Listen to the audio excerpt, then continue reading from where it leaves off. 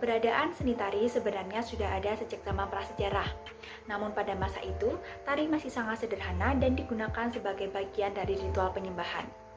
Lalu pada masa kerajaan Hindu, tari mulai berkembang di Indonesia. Di masa itu, gerakan dan alunan musik seni tari dipengaruhi oleh kebudayaan India dan biasanya digunakan untuk upacara adat dan keagamaan. Di masa kerajaan Hindu, tari dibagi menjadi dua, yaitu tari rakyat dan tari kerajaan.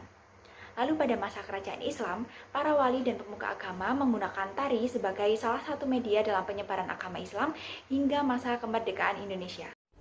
Oke, hai. Selanjutnya kita akan bahas tentang jenis-jenis tarian Nusantara. Yuk, simak satu persatu. Yang pertama adalah tari daerah Nusantara. Ini merupakan jenis tarian yang tumbuh dan terus berkembang sesuai dengan kelompok masyarakat. Nah, tari ini sendiri memiliki keunikan dari geraknya, iramanya, riasan wajahnya, dan juga busananya. Oke, yang kedua adalah tari tradisional kerakyatan. Tari ini merupakan tari yang tumbuh dan berkembang dalam lingkungan masyarakat umum dan biasanya digunakan untuk hiburan. Ada juga ciri khasnya yaitu bentuk gerakannya, iramanya, ekspresinya, dan juga riasannya yang sederhana. Biasanya penarinya itu berpasang-pasangan. Contohnya yaitu tari payung, tari lilin, tari saman, dan juga tari kuda lumping. Lanjut ke jenis yang ketiga, ada tari tradisional klasik.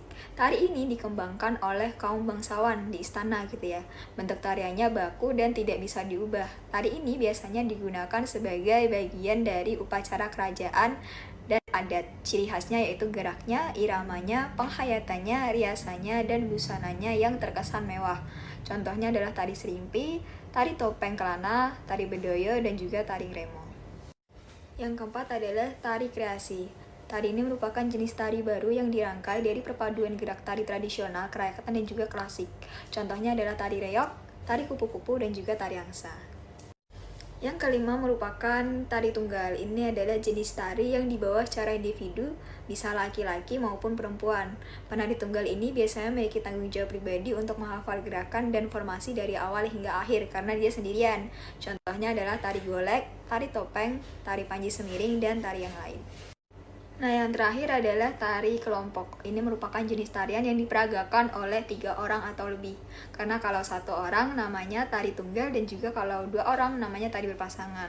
Dalam tari kelompok ini perlu adanya kerjasama karena tarian ini dilakukan secara bersama-sama. Contohnya adalah tari lawung, tari serimpi, dan juga tari kecak. Nah, selanjutnya ada fungsi-fungsi tari. Yang pertama ini ada sarana upacara, yaitu ada banyak sekali tarian yang ditampilkan ketika diadakan upacara-upacara adat tertentu. Contohnya ini ada keagamaan di Bali, yaitu tari pendet, di mana penari menari sambil membawakan bokor yang berisi bunga untuk persembahan. Nah, yang kedua ini ada sarana hiburan. Seperti namanya, jelas sarana ini dipergunakan untuk sarana menghibur. Salah satu contoh tariannya yaitu ada tari tayub yang berasal dari Jawa Tengah yang ditarikan sebagai hiburan ketika para petani mengalami keberhasilan panen dan digambarkan sebagai simbol kesuburan. Yang ketiga ada sarana terapi. Biasanya tarian ini digunakan oleh sebagian orang dalam penyembuhan penyandang cacat dan tentunya tarian yang digunakan juga memerlukan konsep khusus. Yang keempat ada sarana pendidikan. Seni tari mampu menjadikan sarana pendidikan bagi anak dalam upaya mempelajari atau mempertahankan budaya tari di Indonesia. Nah, yang terakhir, yang kelima ada sarana pertunjukan. Tarian juga mampu digunakan sebagai sarana pertunjukan yang bertujuan untuk pusat perhatian dalam memikat wisatawan dalam suatu daerah untuk memperkenalkan budayanya.